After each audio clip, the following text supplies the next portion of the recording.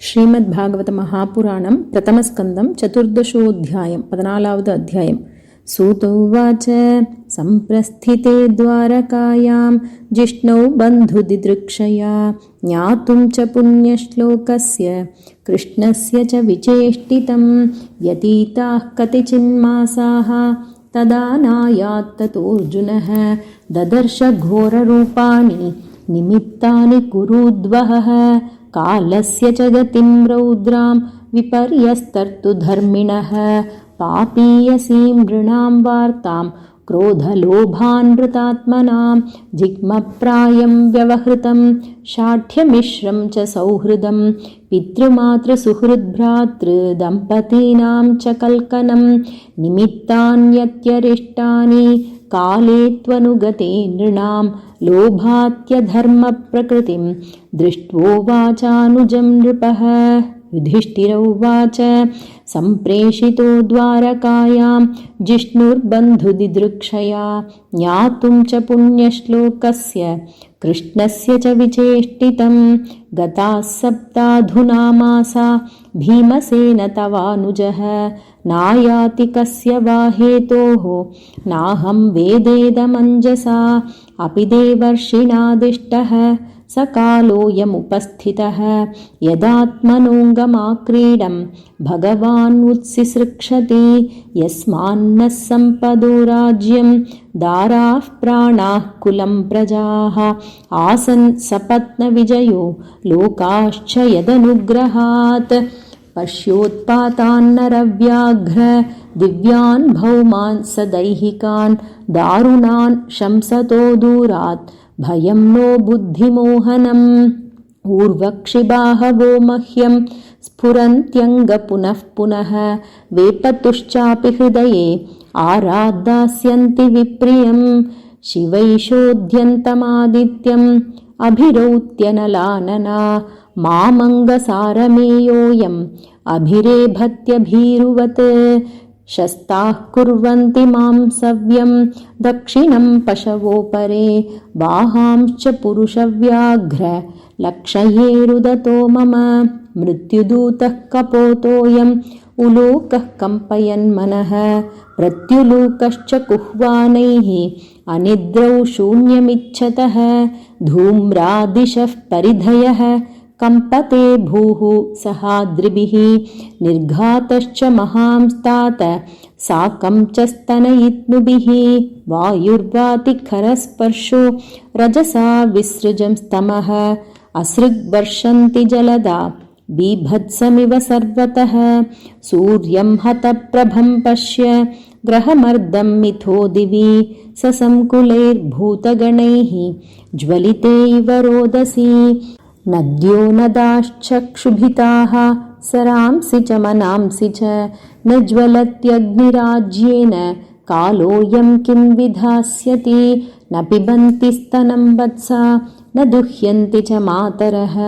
రుదంత్యశ్రుముఖా గావో న హృష్యంతి వృషభావ్రజే దైవతాని రుదంతీవ స్విద్యంతి హ్యుచ్చలంతి చ ఇమే జనపదాగ్రామాః పురోద్యానాకరాశ్రమాః భ్రష్టశ్రియో నిరానందాః కిమఘం దర్శయంతి నః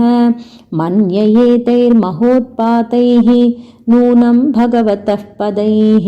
అనన్యపురుషశ్రీభిః హీనా భూర్హతసౌభగా ఇతి చింతయతస్తస్య దృష్టారిష్టేన చేతసా రాజ్ఞః ప్రత్యాగమద్బ్రహ్మన్ యదుపుర్యాః కపిధ్వజః తం పాదయోర్నిపతితం అయథా పూర్వమాతురం అధోవదనమబ్బిందూన్ సృజంతం నయనాబ్జయోః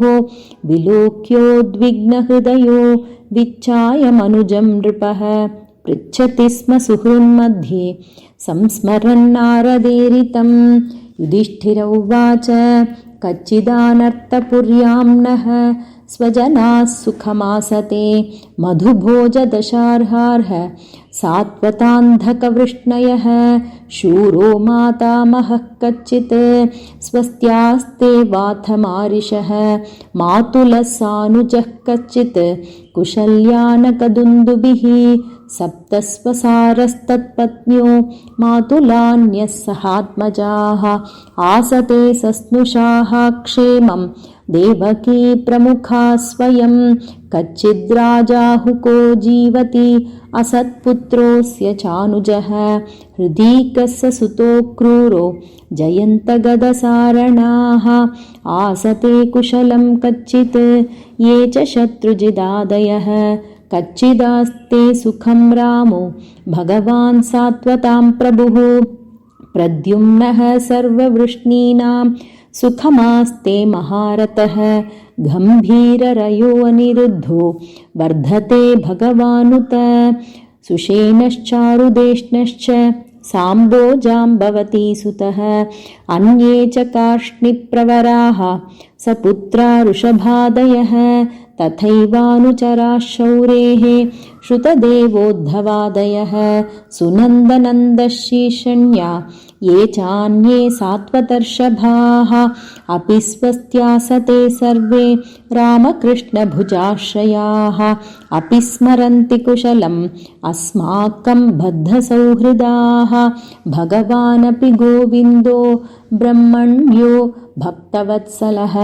कच्चित्पुरे सुधर्मायां सुखमास्ते सुहृद्भृतः मङ्गलाय च लोकानां क्षेमाय च भवाय च आस्ते यदुकुलाम्बोधौ आद्योऽनन्तसखः पुमान् यद्बाहुदण्डगुप्तायां स्वपुर्यां यदवोर्चिताः क्रीडन्ति परमानन्दं महापौरुषिका इव यत्पादशुश्रूषणमुख्यकर्मणा सत्यादयोऽद्व्यष्टसहस्रयोषितः निर्जित्य सङ्ख्ये त्रिदशांस्तदाशिषु हरन्ति वज्रायुधवल्लभोचिताः यद्बाहुदण्डाभ्युदयानुजीविनो यदुप्रवीरा ह्यकुतो भयामुहुः अधिक्रमन्त्यङ्घ्रिभिराहृतां बलात् सभां सुधर्मां सुरसत्तमोचितां कच्चित्तेनामयं तात भ्रष्टतेजा विभासि मे अलब्धमानो वज्ञातः किं वा तात चिरोषितः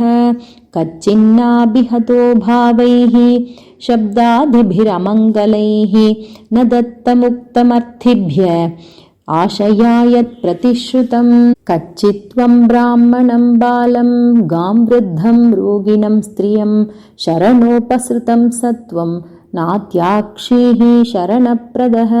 कच्चित्त्वं नागमो गम्यां वा सत्कृतां स्त्रियं पराजितो वाथ भवान्नोत्तमैर्नासमैः पथि अपि स्वित्पर्यभुङ्क्तास्त्वं सम्भोज्यान् वृद्धबालकान् जुगुप्सितं कर्म किञ्चित् कृतवान् न यदक्षमं कच्चित् प्रेष्ठतमेनाथ हृदयेनात्मबन्धुना